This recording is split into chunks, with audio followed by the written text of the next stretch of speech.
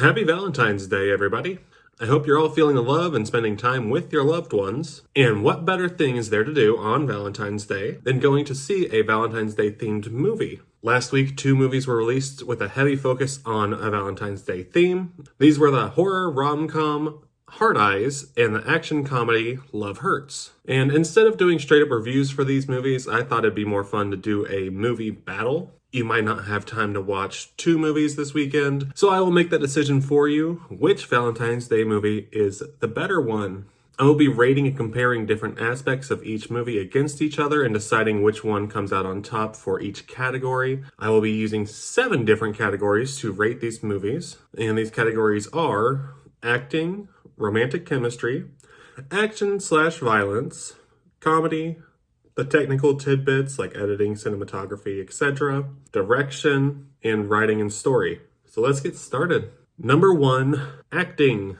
Love Hurts follows Ki-hee Kwan as Marvin Gable, a successful realtor who is suddenly pulled back into a previous life of crime when his crush, Rose, played by Ariana DeBose, is seen back in town. The movie also has a stacked supporting cast with the likes of Mustafa Shakir, Leo Tipton, Sean Astin, Daniel Wu, Marshawn Lynch, and Reese Darby. Hard Eyes follows Olivia Holt as Allie, a 20-something in Seattle trying to save her marketing job when she meets potential romantic love interest and co-worker Jay, played by Mason Gooding. When they're both spotted by the Hard Eyes killer and mistaken for a couple, they must fight for their lives. The movie also stars Jordana Brewster, Devon Siwa, Gigi Zimbardo, and Michaela Watkins. The acting in both of these movies is fairly solid, but the biggest issue for both is how these characters are written. But I'll get back around to that later. In Hard Eyes, Olivia Holt is alright in her lead role, but honestly she leaves a little to be desired. I didn't think she was that interesting to watch on screen, and Mason Gooding did a lot more heavy lifting between the two of them because he chose to play his character in a specifically quirky way.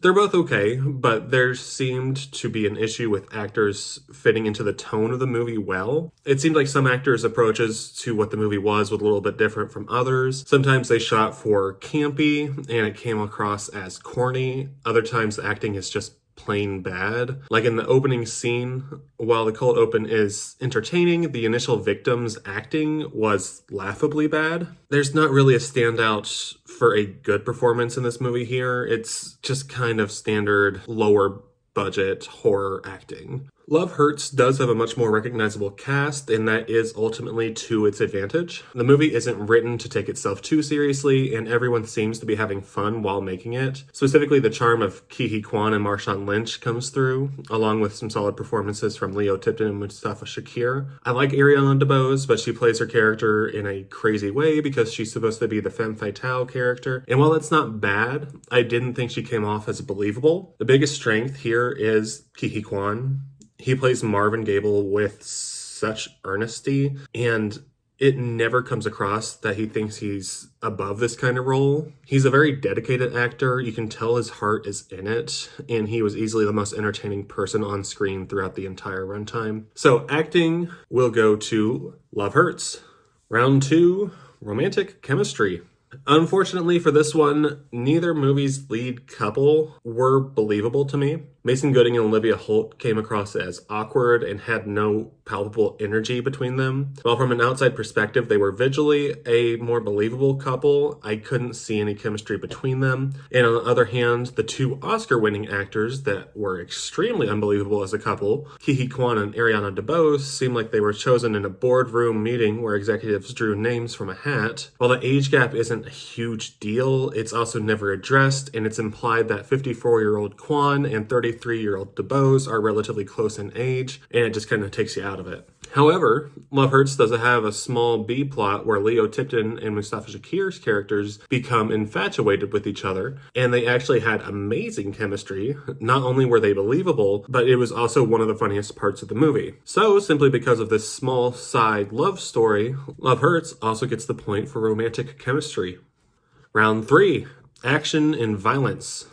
Both of these movies have different components of action and violence that are focused on, respectively. Love Hurts is more focused on bloody martial arts, action, and somewhat of a crossover between Jackie Chan's older movies and the John Wick movies. While Hard Eyes is more focused on the bloody violence of a slasher movie and creative kills. And these are some of the bigger strengths for both movies. Love Hurts does a really good job at setting up its set pieces for action, and there is some impressive stunt work. Director Jonathan Eusebio, and I apologize if I got that name wrong, is a stunt performer himself, so he knows how to shoot a scene properly when it comes to stunt work. They have a lot of fun with these, and I think it works best when it is being comedic. The best scene is towards the beginning of the movie when two henchmen break into Marvin's house. However, when the movie starts to take itself more seriously, the action doesn't hold the same weight to it. There's a lot of breakaway material and ragdolling throughout, which can be fun. And there are also moments that feel over-choreographed.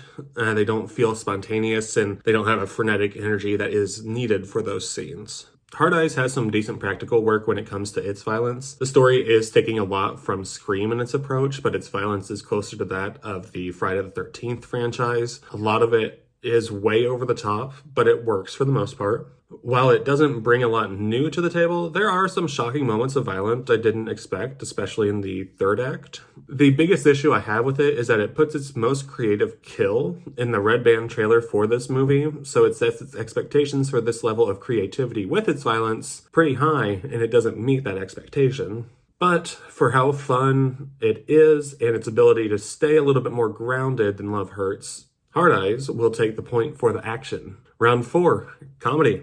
Another big component of both of these movies is the comedy. Love Hurts is goofier and is closer to the likes of some of Jackie Chan's action comedies. Ke Huy Quan also plays the comedy really well, using his smaller stature in the fight scenes and playing into his physicality makes these set pieces work. The supporting cast is also really solid. I mentioned before, but Marshawn Lynch does a surprisingly good job in his comedic henchman role. By the end of his first fight scene, he had me and a handful of other people in my theater laughing out loud. Hard Eyes, on the other hand, I think had trouble balancing its comedy and horror. Its similarity to Scream's satire makes for an interesting concept, but it mishandles most of its opportunities, in my opinion. There are a few good laughs here and there, but tonally it loses its energy for comedy throughout. I am a fan of director Josh Rubin and his comedy, especially on Dropout, and you can see his sense of humor here, but it doesn't always translate. When the movie has a moment where it can either choose tension within the story or to make a joke about it, it makes the joke every time, to a degree where it makes the characters look stupid. I also didn't appreciate the blatantly stolen Hot Fuzz joke. At least be a little bit more clever with the wordplay there. So just judging by my audience's reaction, Love Hurts will take the point for comedy. Round 5, technical tidbits. This is going to be a broader category that'll encapsulate several of the technical things I notice about both of these movies. Both are shot pretty decently. I do think Love Hurts has slightly more interesting cinematography along with a more active camera, just with its decision to choose most of its action in wides. But Hard Eyes also has a couple good scenes with some interesting choices for the lighting. One of the bigger problems I noticed with each movie was the editing decisions. Hard Eyes has some moments throughout where the edit doesn't really work in the scene. There are some shots that aren't included to be the connective tissue for some moments throughout, so this is where it felt like it either couldn't afford to or they weren't able to do pickup shots where pickup shots were needed. Some of the dialogue heavy scenes jump around a little too much and it's back and forth and don't have a consistent flow. Love Hurts also has some noticeably terrible ADR. In this case, it felt like there were rewrites after filming was completed where little comments or even narration was added in order to make these scenes work better. There are several shots throughout the movie where someone will be facing either slightly or completely away from the camera for a moment and a line or two is added in that they are very obviously not saying. And while ADR is a common practice to do this, it was extremely noticeable to me at times, and it took me out of the movie when I would see it. So I do think Hard Eyes has overall less noticeable technical issues, so at this point we'll go to them. Round 6, direction.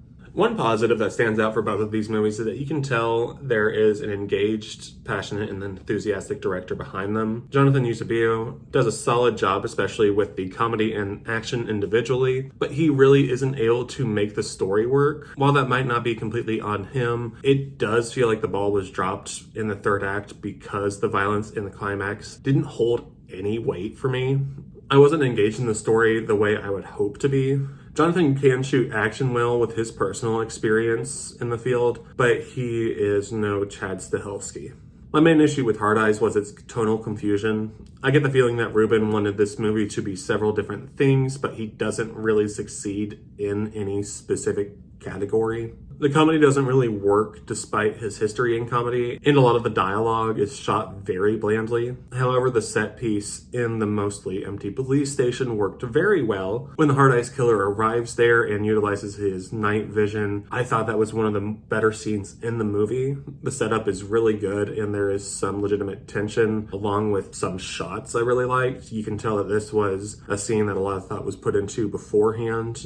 I do think that of the two movies, this is the best directed scene or sequence out of either. So just by a little bit, I think this point goes to Hard Eyes. Round 7, writing and story. So if you couldn't tell by my criticism so far for both of these movies, I unfortunately was not a fan of either. And the biggest issue lies within the writing. Love Hurts is painfully generic and really doesn't do its cast any justice. There is no real story here, so there's no real emotional investment. I didn't really care about these characters, but the actors got a lot of goodwill from me because of their performances. It's a paper-thin, cliche-ridden copy of 1,000 other movies about revenge and getting dragged back into a life of crime. It knows when to be funny, but the script barely knows how to stand on its own two legs. It's very predictable, and the audience knows pretty much everything it's going to do. The villain is also laughably unintimidating.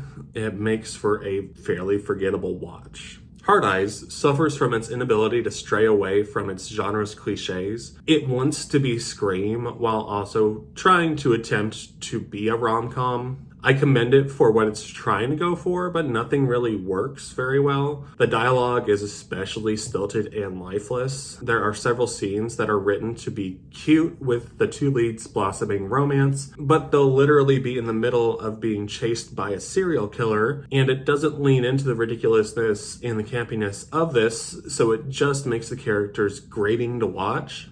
There are attempts at character development, but every time it happens, the movie stops completely for the character to explain their backstory. There's no real flow to the script, and it makes the wrong choices throughout, also making it a painfully predictable slasher. It's a frustratingly disappointing movie.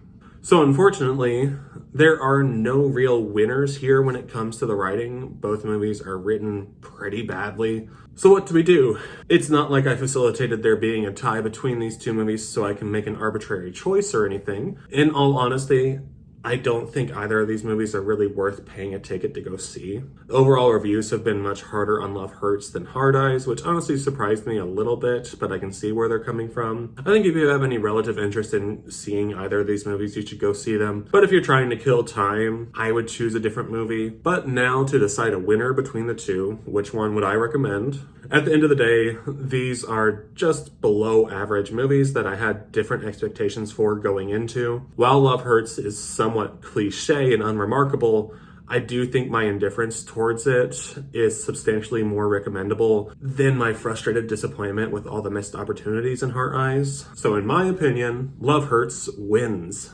Have you seen either of these movies yet? Let me know how you would have these two Valentine's Day themed movies duke it out.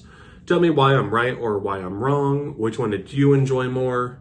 Please like and subscribe, comment down below, and I will be back with another video.